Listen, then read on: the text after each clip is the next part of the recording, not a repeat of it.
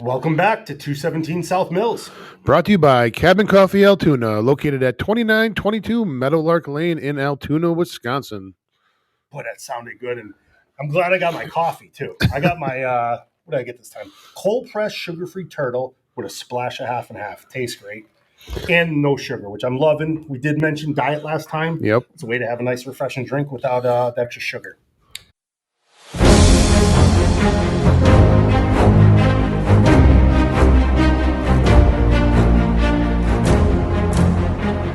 So in this episode, we want to talk about our freshman year at UW. Initial impressions, the school, football, teammates, all that stuff. We're going to review some of the stuff we're going to hit at the surface because in the upcoming episodes, we're digging a little deeper. But my first impressions, like Joe said, I came from a little bit bigger town than he grew up in, which I did, but it was really on top of each other. And similar to Joe, we didn't really travel. So when I got to Madison, we'll talk about scooters and bikes and stuff like that, but I was walking to my classes and holy shit, was it a big campus? Was it intimidating? We'll get into the class schedule too about that. But I'd say the one thing that I think both of us are going to talk about was the main thing we told our high school buddies, because everybody, that's the big question. What's it like at a Division I school? What's it like at a Big Ten school? And the big answer we gave, we got 3 leather couches and they got TVs hanging from the ceiling. Yep. Never saw it. It was like being on a spaceship. Like I didn't even know you could hang a TV. And this isn't a flat screen. It's not a TV like we got behind us. It's not one of these like 30-pound TVs. That's probably a 200-pound TV, and they got 3 of them hanging from the ceiling that they put videos on that we could watch TV on. I was just blown away. Yeah, that was a huge thing. Looking back now and actually going to Camp Randall and seeing some of the stadiums,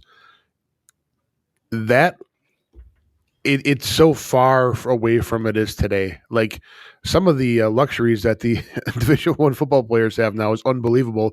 But I remember the same thing. I walked into the locker room, 3 TVs hanging from the ceiling and 3 leather couches. And I'm like, man, I think I made it. I think I made it. Can't get any better than that at that point. I mean, absolutely.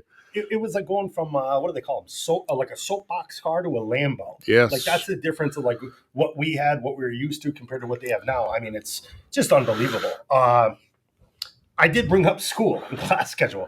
So I'll joke. And, part of this is making fun of ourselves as well. Yeah. One of the things that Joe probably commented on a little bit was that I didn't realize in first semester that we had to go to school. I thought a football scholarship, that's my job, that I'm playing football for the University of Wisconsin. And I thought, like we got workouts at 5 o'clock in the morning on days. We're practicing till like 7 o'clock at night. Then you're having dinner. We had study table. We'll talk about that. Where we had to study as a team. And then you get back to your dorm and it's like 9:30, 10 o'clock at night and you're going to bed and you're starting the day over again. So freshman year, I don't know about you, but I didn't really pick my schedule. It was like handed to me like, here are the classes you're going to. I didn't ask for a 7:30 class and an 8:10, 8:50 class. I didn't ask for that stuff. So, yeah, first semester, Mom, Dad, I'm sorry, but, yeah, I didn't go to those classes. And I didn't think it was an issue. You know what I mean? I was showing up. I was doing what was asked of me on the football field. We were redshirted that year, but we were busting our butts in practice. We're busting our butts getting strong in the weight room. Yep. And then I go home over winter break. We played in the Copper Bowl that year in Tucson. And had a great time that was the one time that we weren't playing. And I think did we suit up on game day? We suited up on game day. But they knew they weren't putting us in the game. Right. And we knew that too. So it was just a vacation for us that we had to practice. Yep. And everything was good. After that, go home on winter break, still having a good time. Now I'm coming back, seeing my buddies home from college, playing at a Big Ten school, until I didn't realize they send report cards home, and my parents get a report card. I'm like, oh, shit. And then I get back to school, and I'm just like, how bad is this going to go? And I get called into Coach Alvarez's office. And needless to say, I went to high school where it was a lettering system, or it was grades. Or the grades were like 92, 95, stuff like that. Right. I didn't understand the 4.0. I had to do the conversion in my head. I never saw it before. And I had a 0.8. So not that good. And for you that don't know, for most colleges, you have to have a 2.0 or above to be eligible to play based on the coach's requirements. So Coach Alvarez basically told me I think he wanted a 2.5 or higher out of me for the remaining time, or he said we're not going to buy you a plane ticket. We're going to send you back to Scranton on a bus. So I learned right away school's part of it. Yeah. And I was the exact polar opposite of Bill. Sure. I did all the things football related, and then I went to every class. So much that my friend Bill here would bust my balls a little bit. He's like, it's a lecture of 200 people, Joe. Nobody's going to know whether you're there or not. I'm like, well, I'm 6'6", 300 pounds wearing all red. I'm pretty sure they're going to know if I was there or I was not there. So I was not smart enough to be at the University of Wisconsin. Like, that was a much higher institute of learning than I ever thought that I would be able to even go to. So I knew that I had to work doubly hard over everything, just work harder than everybody else just to get mediocre grades. So I was at every class, even when Bill wasn't there. He was still sleeping, but I was in the class. I was doing the things, and I'd show up in a lecture of 300 people, and I would sit there and take notes and do all the things. And so what people don't realize. I want to interrupt for a second. Oh, go ahead. I think you were sitting there in a lecture at 300. Were you really taking notes and learning? I was taking the notes. Okay, I was so doing I didn't the know things. How to take notes, and I didn't know how to learn. So to me, it was like, why sit there and not get anything in when I could be getting a rest for my job of football? Yeah, well, see, and this is why you are the way that you are. And I'm just saying. I hear you. I'm just saying. And here's the funny thing too, just so the audience knows, we both do have degrees. Yep. But we both did go about it in a little bit of a different way. Yes, we did. Which that'll come up down the road. Yep. A couple more episodes. But yeah, I will say Joe did get me going to class more. We did have a lot of similar classes. Yep. And Joe got me showing up more often than not. And I think, how about the headhunters that would come to class? I think we definitely need to hit on that. So, if you had like 5 football players in a class, what they would do is they would send somebody from the athletic department, football office, that would come into this lecture and do a head count to make sure that you were in the class. They'd have players' names with a photo, so they could look in case it's a freshman that they're not. Usually at practice you got a piece of tape with your last name, but they got a photo of everybody's face that should be in the class. Absolutely. So it looked really, really bad. So here's how I played this out in my head, and I've used this to this day. So you have people that are our size, 5 or 10 of us in this lecture hall. The headhunter walks in, does a head count, and leaves. And then 7 or 8 large human beings wearing all football red.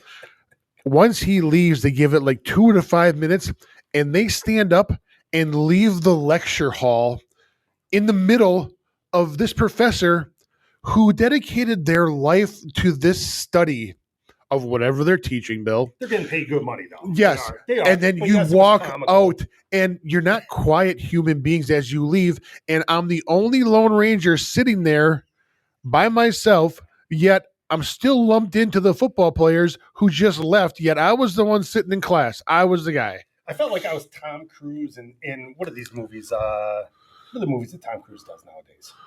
Mission Impossible? I felt like I was Tom Cruise in Mission Impossible, like I was a little midget, like a skinny little midget, just escaping with the other 7 skinny little midgets. But yes, when I learned to stay back, so I did learn throughout my career and it was mostly GAs, grad assistant coaches that would do the checking.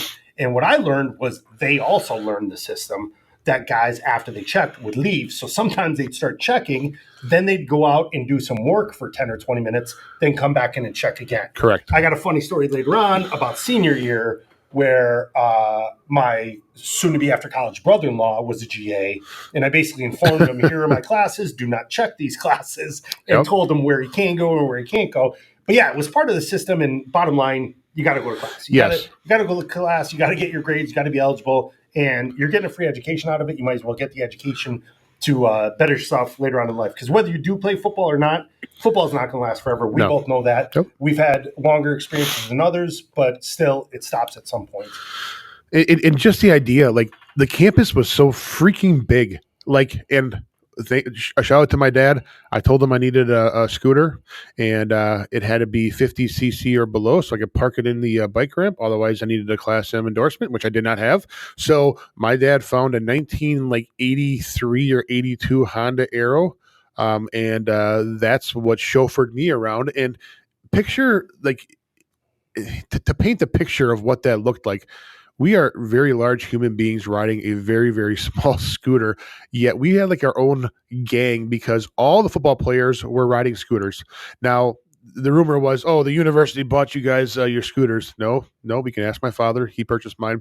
But it was one of those things where you always knew the football players were going to class or not going to class because of where their scooters were. Absolutely. And for somebody that we need to post a picture of just a general like Honda scooter. Absolutely. So everybody gets the idea of this. Sorry, I don't know why we got all dark there, but you can still see our faces. But with the scooters, if you ask somebody what a weight, ideal weight for a scooter is, it's probably like 185. Yeah. It's the size person that they expect to be riding on a scooter. Mm-hmm. And you'd have a bunch of 300-pounders riding the scooter. And better yet, I was one of the guys that didn't have a scooter or a bike. So I walked to most of my classes. But then those days where it's raining or 5:30 in the morning or a foot of snow on the ground, you get guys like Joe or my other, our other old line buddies, Casey, Dave, feel sorry for me, pull over, and I'd hop on the back of a one-person scooter. So the scooter that we're describing is probably meant for a 185-pound man. Yep. Would have two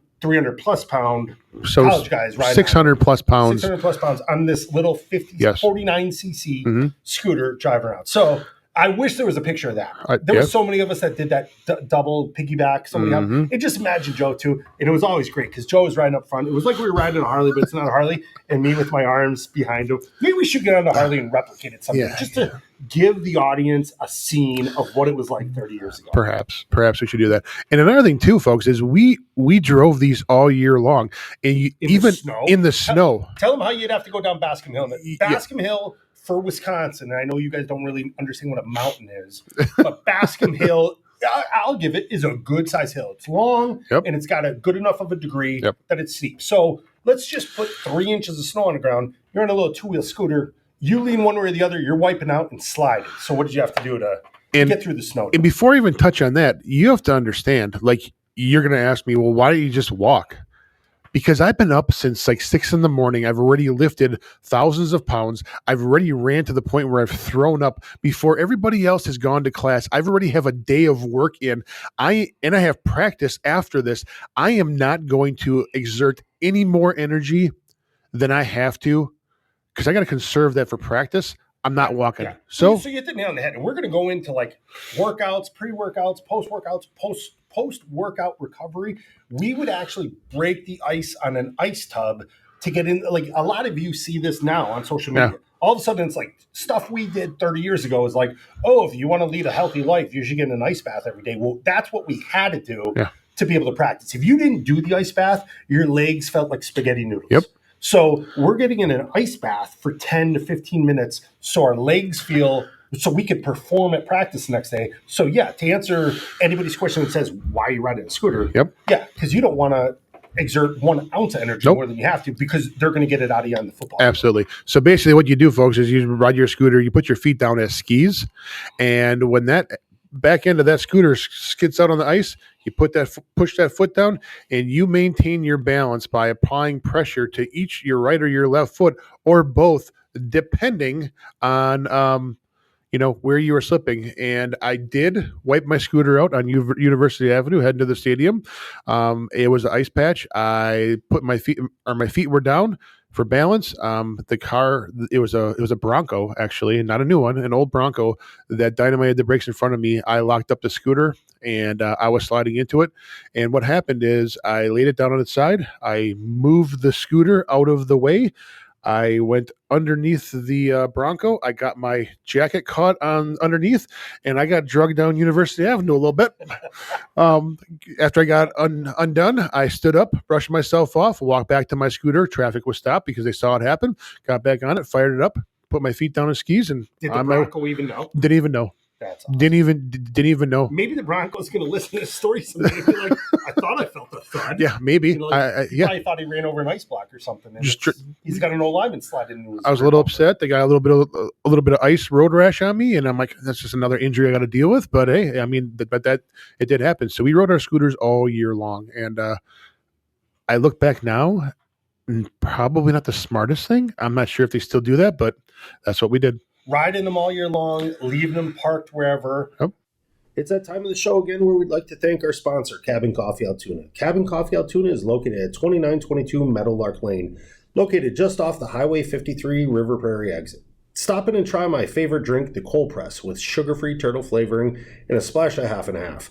It's a drink that you'll love the flavor without the sugar that all other drinks come with. So come in today, order a cold press sugar-free turtle. Heck, by now you could probably go in and call it Bill's drink. See you at Cabin Coffee Altoona. Everything's always better at the cabin. My scooter my senior year was a hand-me-down that I bought off a former teammate that it was hot wired. So I had it for a year, didn't even have a key. Huh? So I literally, I was lazy, so I didn't do a lock. I would drive it to a building. And yeah, I didn't normally park it where the bikes park. I used to drive up to the front door and park it right in front of the front door, which was not supposed to happen. Which coincides Bill not going to school because he never followed the rules. So there you go. So doesn't go to class, and then when he does go to class, parks illegally. Hey, there you go. But I'm parked closer to the door so I could get in earlier, get a seat up front where I could pay attention. But don't shake your head. I did it. With regards to studying, study table is another deal that we even reminisced about this the other day. Like I almost forgot. So freshman year, everybody has to go to study table, which is basically you have practice, you shower after practice, and we'd have training table, which was eating as a team. Yep. So the coaches would eat with us. We all ate as one big team. Coach Alvarez did have a cool demand he put on his coaches where I think it was during the season, there was one night a week, a Monday or Tuesday, that the wives had to show up for dinner as well and bring the kids. So the coaches would have an extra day of the week that they got to have dinner with their spouses and their families. We got to interact with them. But we ate dinner together every single night of the week. That was right after practice. Then when you were done with dinner at 7 o'clock, started study table. So for every freshman at the university, we had to go to study table where you had to study for 2 hours at the University of Wisconsin. In the football offices, we were in the main auditorium. Was where we had study table. And it's just basically 2 hours you got to study. And we had the GAs, the grad assistants, were basically in charge of it, making sure guys aren't talking, making sure guys are studying. Of course, you put 30, 18-year-olds in a room, you're going to get guys being like, can I go to the bathroom and hanging out for a half hour or trying to leave early. And so the two best study table people we had, I had to be in it 2 years. I think you were in it 2 years as well, right? Were we all in it 2 years? See, Casey got out of it, which maybe I should. So Casey Robach, if anybody's down to Madison, somehow he got out of it. So hit him up and question why. I don't know if he paid somebody off or what, but we had to be in it 2 years. Our second year was Mike. I forget Mike's last name. He used to be an old lineman at Wisconsin, and Jeff Worth. Worthy. I'm still close with Worthy. Worthy's over in the central Wisconsin area, and he was one of our study table instructors. And I still remember the day when I graduated, I introduced my parents to him and said, Jeff Worth helped me graduate because I wanted to leave study table. I was fed up because now it's our second year. So now we're playing in games. We're starting. We're playing, getting action. We're studying more for football, where I felt like he was trying to get too much out of me studying for school, where I just felt like the pendulum was going too far towards school. I got to take it back towards football. And I threatened to leave the one night. And me being a bigger guy, and you didn't even comment in the last episode. I said like 6'3", 6'4", and I sort of sold you on that. So we'll get into height when we get to the Combines episode. But I am bigger than Jeff Worth, and he'll admit that to this day. And I looked down on him and said, Jeff, we're leaving. And Jeff bowed up in front of the doors and wouldn't let me leave. And I don't know if it was because I was tired, that I was like, you know what, I don't want to fight him. But for a moment, I was ready to fight him. Jeff basically said, shut up and go sit down and study. And I did. And I was just like, all right, this is part of it. I got to do it. But it was just funny that I bowed up to him for a second, and now we go ice fishing together. We hang out. We go to dinner, stuff like that. But we still reminisce about that day. But, yeah, that was a pain in the butt, that study table. Because you don't get back until 9:30 at night. And, like, people are like, oh, you're in college. You're staying. No, I want to go to bed. Because 5:30 comes like that. And we both know, and I'll let you touch on first, what happens if you show up late, because that was our number one fear in college. And I still have problems with showing up on time. I have to be early or I am late. To this day is hardwired into my system. I turn angry real quick when I'm on time, and if I'm not 15 minutes early, I'm late, and that's in my opinion, it drives my wife crazy. But that's the way it is. And then one more thing, a shout out to Jeff Worth. code name the White Rat, in case White you were wondering, Rat. the White Rat. And he's a good guy. I still enjoy his company. I don't talk to him as much as I should, but just a great guy and helped us out. But yeah, so being late, is that what we're talking about now? Being late? Being late, just that fear of being late. Oh, I mean, my gosh. we got, whether it's coaches or John Detman. Yep. John Detman was our strength coach. I showed up late once to a workout, and I wasn't thinking. It was like a 5:30 workout, got there like 5:50, and I said, my alarm clock screwed up. And you would have thought I cursed my mother out in front of him the way he yelled at me about disrespecting my alarm clock, that it wasn't my alarm clock's fault. It was my fault. Yep.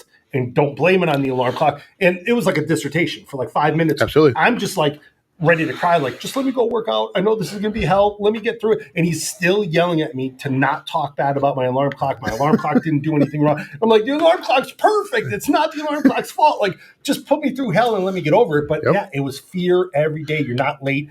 Our freshman year, we had a meeting, and I tell this to everybody. I told it during football and after football when I got into sales. We had a team meeting that started at 3:00. And obviously we're freshmen. We all get there early because we're nervous. At 2:45, Coach Alvarez gets up. It's double doors. He deadbolts the doors. At 2:45, meeting's supposed to start at 3. He just sits back down. We're all just sort of joking, telling stories, whatever. Guys start knocking on, banging on the door. He wouldn't open the door. Yep. And at 3:00, he unlocked it, opened it a crack, and said, when the meeting's at 3:00, it starts 15 minutes early. If you're not 15 minutes early, you're late. Closed the door, deadbolted it, and he started the meeting. So we had that embedded in us real early. You don't screw around with being on time. Being on time is being there early. The ongoing joke, and it was discussed amongst the offensive linemen, and I was never late to a workout, Bill. Never once. I'm seeing a pattern here with you not going to school, with you parking your scooter illegally, and being late to a workout. If my alarm clock didn't screw up, I would have been. I'm calling JD right now, and he'll put me back on the Stairmaster. He should. But never late, and it got to the point where it became such a driving factor. I would arrive to the stadium probably 30 minutes before the 15-minute that I needed to be there. But if for some reason I was going to be late, we discussed this. I would rather drive my freaking scooter into a brick wall or get into a motor vehicle accident that I would cause harm to myself. Yes, because I'm not going to be late. Yes, because it was that, like, the idea of being late, and it was so it was just. It'd be easier to explain if you're in the hospital with a cast. 100%. If I'm in the hospital, my leg's in a cast. Can't really get mad at me. It was the car. It wasn't me. If I have road rash on my face, you know what? I was in an accident, and here's my proof. It's right here, right here. So that was a common discussion. Never late, ever late. And hey, Bill, what would happen if we were late? Tell him the punishment. Yeah, basically for working out with JD, it was getting on the Stairmaster and doing it till you puked. Yeah. So you would be on there, like Joel talked about, like he put it down like with weight wise, like you were a 180 pound person, and you just do it until you puke. Keep your heels off the ground and just go until you puke. And then when you puke, now it's time to start the workout. And every time those paddles hit the ground, because you're sprinting at a 300-pound man, and the Stairmaster set for a 150-pound person, every time those paddles hit the ground, start over. Yeah. That was always, and I still have fear to this day. Yep. We saw a couple of our teammates that were late, and you just look at them with such sorrow for them. Like, I feel so empathy. bad. Empathy, yeah. Yep. I feel so bad that guy's going through it, but you're like, he was late. I don't want to be late. I don't want to do that. Nope. And it's carried over into, one, my professional life, and number two, my personal life. Like, I could lose a leg on the way to work and still crawl here and be on time. Yep. Like, that's how serious, like, that's what such an impact it had in my life. Like, I'm never late. Yeah, it's trained in us. With that being said, I think a couple of the last things we were going to touch on with this episode was one, roommates early on freshman year. And I do like the last note I have is Badger Max and protein drinks. We need to talk about what we had back then and compared to what they have now. Yes. So I'll start us off with roommates. So we had to be in the dorms for 2 years. It was a Coach Alvarez rule at Wisconsin. Students are required to be in the dorms for 1 year. Football players, at least through Coach Alvarez's rule, was 2 years in the dorms.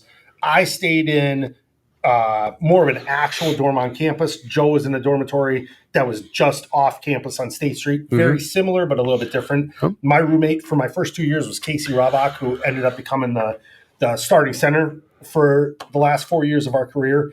Casey and I became really good friends. But the funny thing, and I know Casey's going to watch this, and I know his wife Nikki's going to watch this too, was I also had Nikki as a roommate, Casey's girlfriend at the time, now his wife. And I love them both, treat them like brother and sister. But yeah, it was basically the three of us in the dorm, going to bed at night, waking up in the morning, going to get meals at the same time. So yeah, we got to become close really quick when you have three people in a room that small. And just learning the timing on getting changed, when you should walk in, when you shouldn't walk in, certain things you don't want to walk in on. Yep. But yeah, that was my excitement with roommates. So I was rooming with Chris Janik, Tank. Shout out to Tank. To Tank's training facility in Granite City, Illinois. He's still out there doing it, still killing it, still just a beast. Went through some health issues here the last couple of years, but he's rebounded, and we're friends on Facebook, and he's turning back into his former glory. Just a stud. Speaking of that, we need to get the show down to Granite City. Yes. Do an episode in Tank's training facility. I agree. Down to Granite City. 100%. Yeah. Haven't seen that guy Tank, get it ready. in way too long. A trip to get down there. Yeah. So I lived with him for 2 years, and then but I didn't have to worry about walking in on certain people. But if you think about the size of the dorms, guys, so my daughter's in college right now. We just moved her in here their first year in college. The size of the dorms, and then you have human beings that are like our size.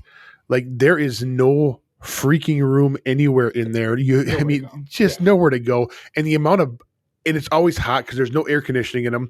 And the amount of BTUs that bodies our size kick off can turn that little tiny dorm room into a sauna in the matter of minutes. It's crazy what you remember. And you're dealing with people I still remain friends on social media and stuff with guys that were on my floor. Oh. But that's the funny thing too is, and I forget how your floors were in the towers, but in the dorms, it was Casey and I on our floor. We were roommates. Everybody else was a normal student. And there was differences there where, freshman year, when we redshirted, we didn't get to go to the hotel with the football team. So we're sleeping in the dorms on a Friday night. Yep. Well, Friday night at UW-Madison, everyone's partying, everyone's drinking, everyone's having a good old time. And we're trying to get up at 7 o'clock in the morning because we got to get to the stadium for a football game. So it's also that interaction with civilian students, as we'd call it. Absolutely. My joke was getting ready for the Copper Bowl, and then our second year, the Outback Bowl, was during finals. And I was like, oh, you guys actually study here in this, there was a room down by the elevator. And I'm like, I always thought that was like a hangout room, but that's where they went to study. And Casey and I think it was our second year, we studied one night in that room, and everybody was all our dorm mates were impressed. Look at Ferrario and Robach, they're studying. Wow. And we're like, we didn't even know about this room. I think it was December when we found it. And it was right next to the elevators.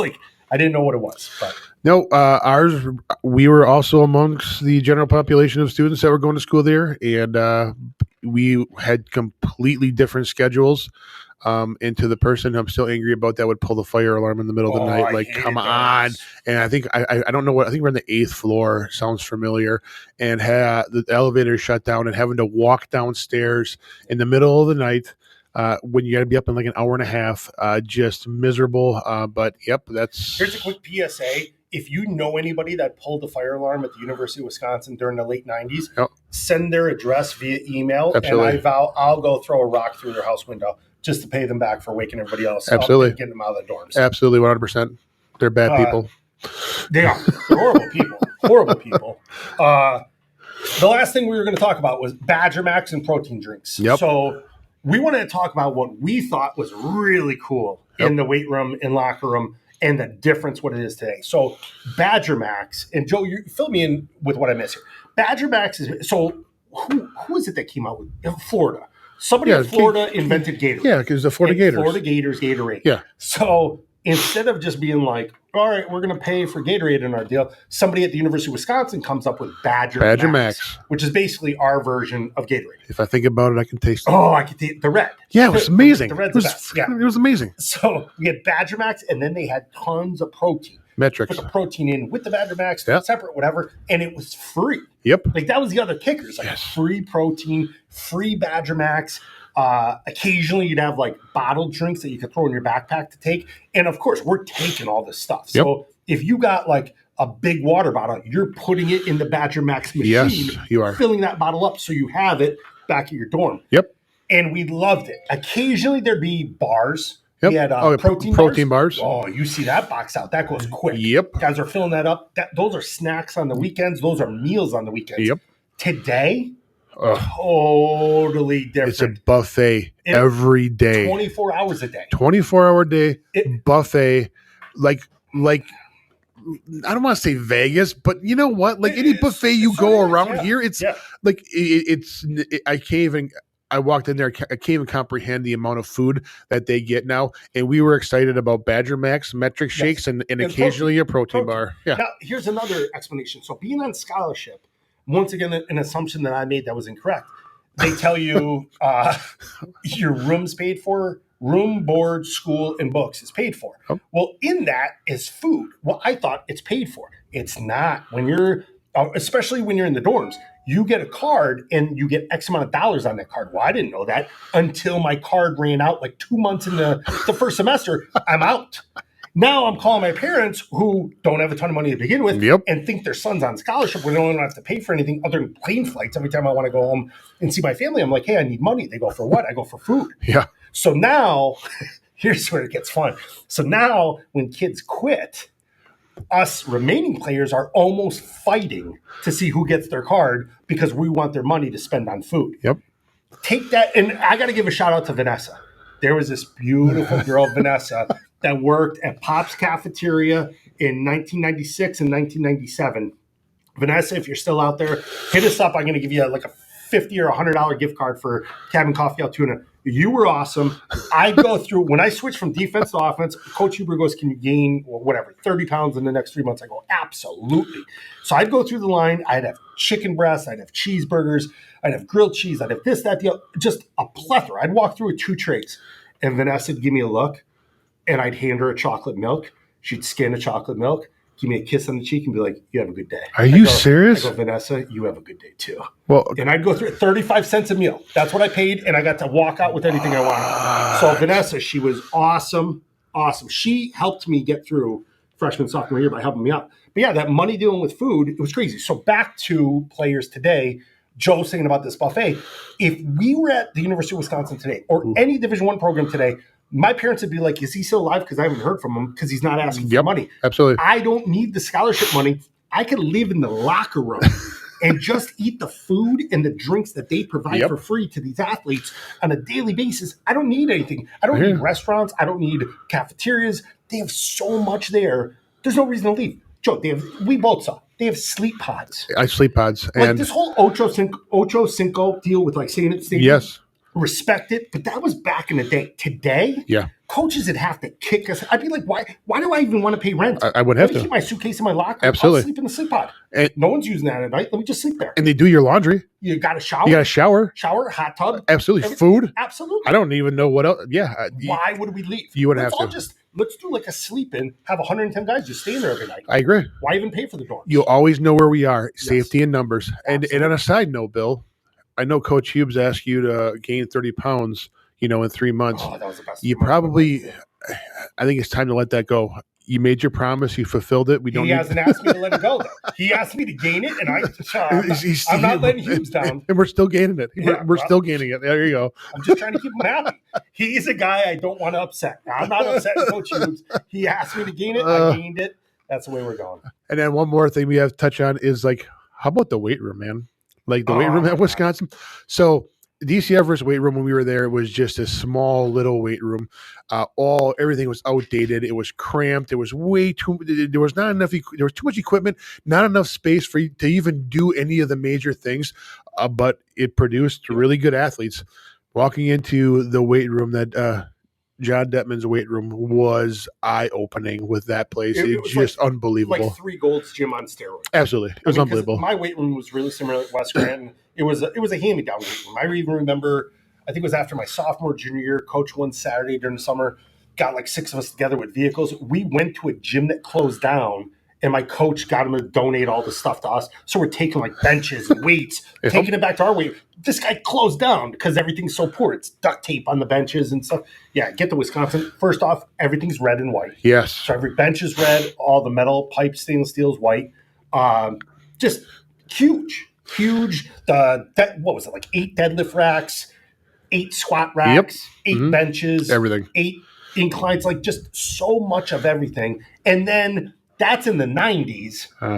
And it was good enough to win Rose Bowls. Yes, it was. And then fast forward to today, it's like a spaceship going in some of these weight rooms. Like the programs, they have the video cameras. They have cameras that are watching guys with a computer that's saying when they squat, what percentage to parallel they're at. Where we got John Detman sitting on a chair being like, get your ass lower. Yeah. Your ass ain't low enough. You're not below 90. You ain't squatting, son. Yes. It's amazing, too, the beauty of that weight room, yet how much torture was involved. Like the beauty of it when you walk in there and how cool it is and just sprawling weights and all the equipment and just how painful that place ended up being. Well, I even remember the last time we got invited back, I think it was for the Coach Alvarez, the field dedication.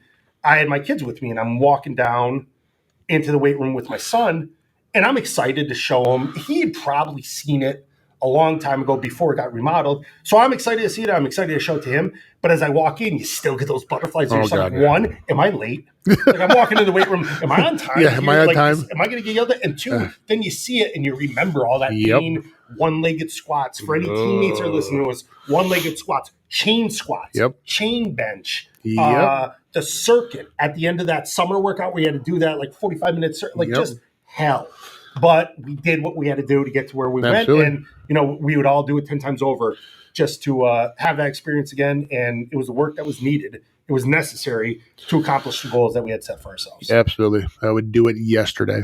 Yeah. Well, I think that wraps up this episode. Again, we want to thank our sponsor, Cabin Coffee Altoona. And tune in next time, folks, for our next episode. See you guys soon. Thank you. Thank you for listening to Joe and I today. We hope you enjoyed your time with us. If you like what you heard, please give 217 South Mills a 5-star rating on Apple Podcasts. Go tell your friends about us. Like and follow us on Facebook, Instagram, X, TikTok, and YouTube. I'd like to thank Cabin Coffee Altoona for sponsoring us. Everything is always better at the cabin. See you next time. And remember, folks, red has to run.